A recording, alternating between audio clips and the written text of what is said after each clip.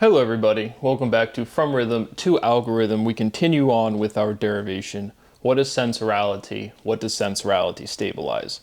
So before we get to the derivation that I did yesterday, I had some good realizations this morning. Again, I've already done this derivation in terms of these fundamental mathematical elements, these fundamental proofing steps. Again, not to say look at me, but first time's a charm, first impressions matter, doesn't matter the quality of the derivation if you've done it before. And when I say derivation proofing, you just don't, none of these elements stick with me that much. But I didn't write it down because it came to me very naturally again. And so if I miss anything up or mix anything up, I'm just doing it off the top of my head. There are no notes. And so we've asked this question, is there dichotomy to sound? Or let's be more specific, juxtaposing dichotomy, but we have monotone, right? One sound is one sound. And so is dichotomy reducible, right? Well, very literally, yeah, dichotomy. You can reduce dichotomy to cotomy. What is cotomy? We'll come back to that in a second. But just, again, playing with the steps that we've made so far, and so pointing out explicitly that dichotomy is reducible felt like a cleaning up step to point out. But we've asked, again, one sound is one sound. We've derived this fundamental relationship between the A and the E, the geometric representations, the letters. But what is the first sound? Does that question make any sense? Right, with this, what I call dichotomy, this fundamental stability of two, does it make sense to have, you can't break any one thing down past two properties, two components, two characteristics. In my original paper, I said two-dimensional components. But regardless, we have this fundamental stability of two physically. Then we have the word juxtaposing to say this concept compared to this concept. And then on a personal level, I felt like I've been using dichotomy rather word salad-y. But regardless, does what letter comes first or what sound comes first, I don't think is the right question. But what is the base sound or what is the base tone physically? And so we have some very poignant realizations, or when we talk about falsifiability, right, there are people saying, specifically to string theory, can they test it? I mean, we're making the most profound, direct realizations about the structure of language, specifically mathematical ontology, but really ontology as a whole, just any place there's logical structure. And so what is the base sound is the right question, the A or the E? Right, what is the letter in theme? E.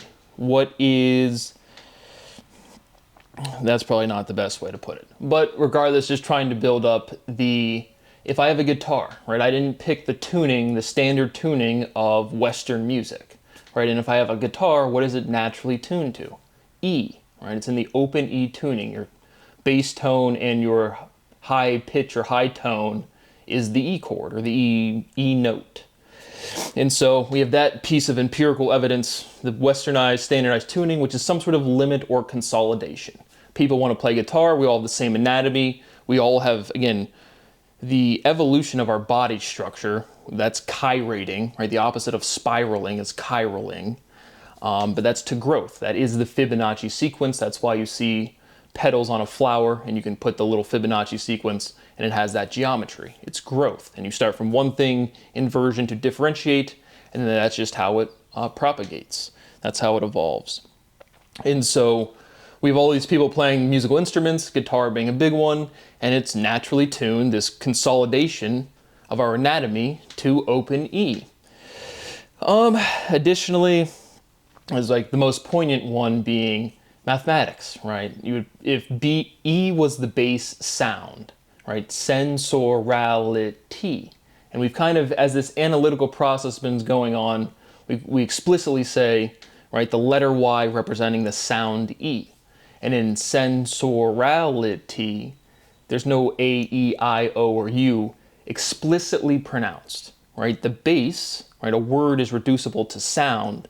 The sound is irreducible.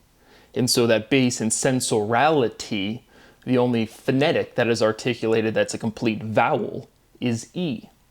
And so then we have A, E, I, O, U. Again, the order, the consolidation of the vowels of the English language, which again is this filtration, this iteration of language as a whole,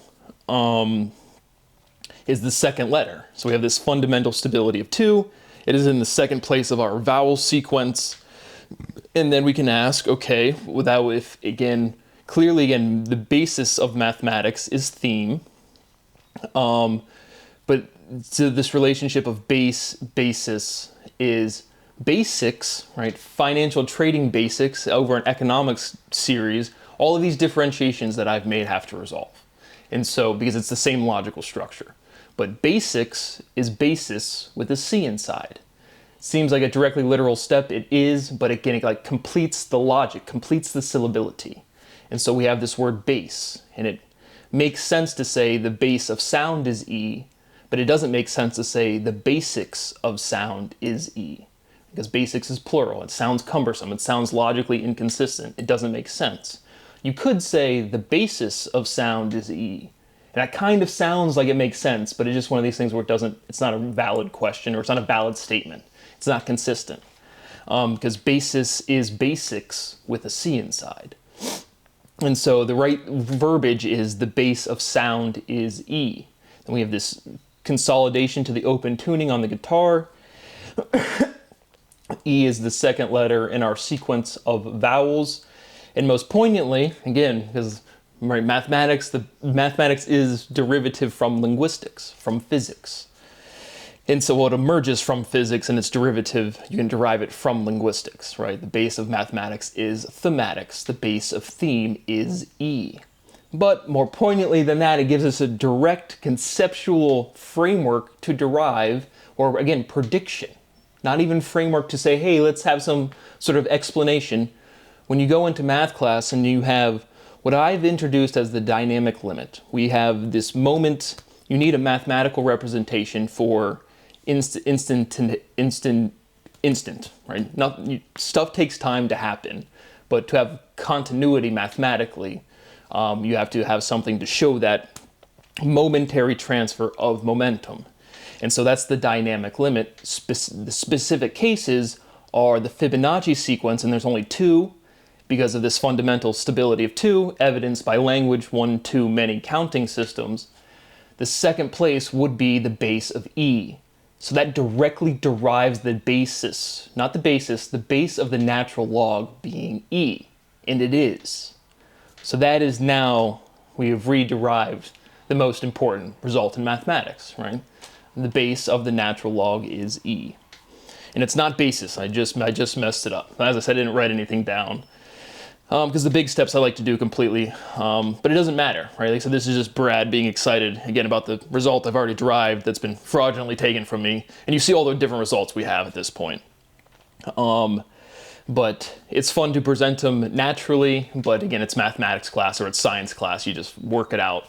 But just presenting it, if you want me to be a circus animal, not have constitutional rights, and derive all of science from what you guys think is called first principle, sure, we'll do that. But you have to show a unique chronological consequence from linguistics, which is an entire chunk of all of mathematics that you guys don't even know exists. But we've derived 100% legitimately that the base of the natural log is E. And that is why, again, even numerically, the Fibonacci sequence is 1.7 and change. The base of E numerically is 2.7 and change. It's this transition period of these universal phase changes. And so the existence of the Fibonacci sequence, and then more equally as poignantly, the base E, there's been 2 universal phase changes. And so that's probably the most massive, again, all of these results, physics, math, and linguistics at this point, it's the same syllability. What can we logically articulate and prove? And so, again, we get that kind of limitation, absorption, that flipping, some sort of limitation, big, bigger, biggerest, right? Most big. It's that fundamental stability of 2 logically. And so that is, again, massive, tremendously huge result. And so I don't think there's anything to say past that right now. Yeah, So then just kind of back to our normal derivation. Again, I continue to articulate that my rights are violated, and that is mega result. But continuing on. Sensorality is fictitious. Fictitious is false. Fictitious, delicious. Delicioso e mito cha. That was kind of a independent of one language. Again, I think if I would say delicioso, I would say that's Italian. So I put the verb as a, or like the little e with the, I would call it a grave, but that is not what you would call it in Italian. But then mito cha, the bit of Nepalese that I picked up, right? Delicious is kind of like sweet is, or delicious is sweet, kind of. Delicioso e mito cha. If you know, you know. What is capital to capitulation? Capitulation is chaotic. Chaotic, atomic. Capitulation, catapults. Catapult, propulsion. What is pressure to propulsion? Another one of these words about motion, fundamentally ontologically relevant. Propulsion, feels like we should explicitly point that out. Propulsion, repulsion. Sensorality, repulses. Pulses, senses. Sensation produces pulsation, right? Does he have a pulse? Does he have a rhythm? Yep. And his heart is beating. Nice. Oh, that was another thing I wanted to say about the phase changes, is those numerics, the Fibonacci and the E. I'll probably butcher this a little bit, but it's the physical process of when you put a pot of water on the stove and what you guys would say, you know, all of the energy, but it's the momentum, right? Energy, movement, potential when things are moving, which is always its momentum. But all of the momentum goes to the phase change and not to the temperature. And so the temperature being constant during a phase change is another one of those, what does that mathematics pair to? These phase changes, it's that direct thermodynamic process of temperature being constant during a phase change. That has other relevance, yeah. Sensorality is innate. Sensorality is innatality. Sensorality is in space natality. And the conceptualization, the intuition experience for me on this one was like neonatal, like as in a hospital ward for like babies. But the neo, I don't know if that's the new part of the baby part of the natal, but it's just neonatal was where I was thinking here. And then innate, if you generalize that, you produce natality. So sensorality is in space natality. Natality is nascent, natal is new. Natal, navel. Innate, imitate. Sensorality is imitatality. What is imitation to imagination? Is imagination algorithmic? Sensorality finalizes iteration. Final is stable.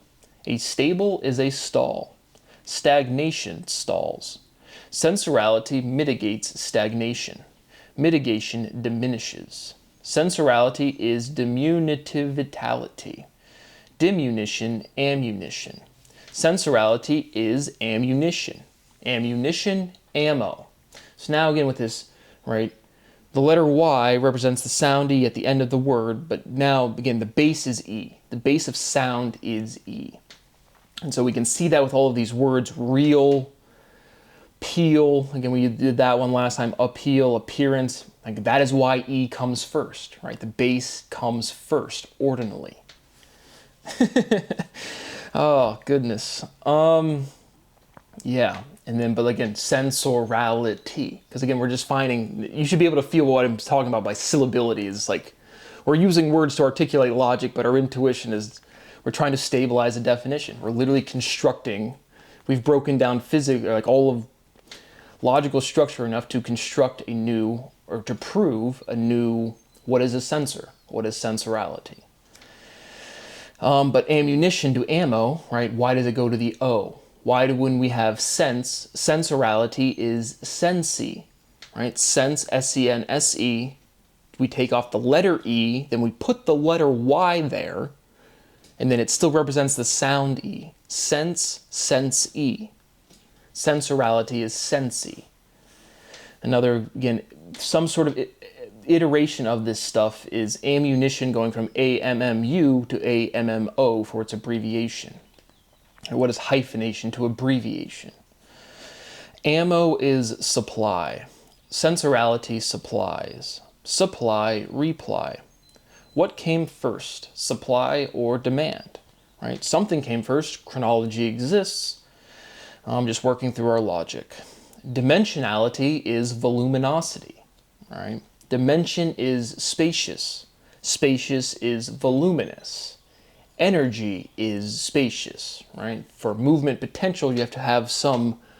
I have always hesitated to say move through something, but for lack of better intuition, we'll say move through something.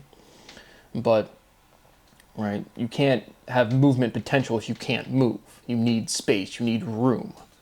We went through that. Spacious is voluminous, energy is spacious. Restating the fundamental theorem of physics, energy is voluminous. And again, what is the base of energy? E, energy. G. Gee whiz. It's energy. Generosity. Energy. Jen, like Jen Oulette. Like my girlfriend. Nice. I don't know. A lot of stuff coming together, but again, I've already had these realizations. But huge, massive, I mean, tremendously. The base of sound is E. And so then again, we have, what is grammar? Right? Grammar is the structure, grammar preserves consistency, right? If something to make sense, it's got to be consistent. But this consistency has to, what you call, right now, what you call grammar, whoever the viewer is, your conceptualization of grammar is the entirety of all of the mathematics and derivation we've done up until this point. When you're sitting there speaking or writing and you're conjugating verbs, or you're pausing in your speaking to like think about what word comes next so it sounds like it makes sense, that's grammar. And now the base of sound is E. And we've just shown some of this linguistics, geometric linguistics, the letters, the shapes representing the sounds, progressing. E and A are inverses. As much as that applies there, they're just not like directly the same shape. The ash is the clear iteration. You can literally see, again, like we said, the infinity sign and the butterfly inverting thing by looking at the curves of the concavity of the letters. And so I think the whole concavity progression throughout the geometric linguistics would be rather trivial to derive. My guess is you guys have already done that part. But yeah, grammar relating to this base is the sound E, and then sense-y, right? And sometimes Y, but every time, right? A, E, I, O, U, and sometimes Y are vowels, but every time you want to represent the sound E at the end of the word, it's always Y. So in all of our categorizations, if they're not definitive, they're not complete, right? This, except for this, except for this, except for this. Your 10 rules for this, except for this. It's like absorption. This limit, this fundamental stability of 2 is baked into the geometry of our letters to represent concepts. We get our concepts in the right place, and then derivation of everything is trivial. So I continue to beg for my money. It is a profound amount of money. It is completely illegal not to give me my money. It is a disgrace and a profound shame historically to everybody who's ever fought for democracy or right or freedoms or whatever country you come from. Give me my fucking money. Thank you for watching. See you on the next one.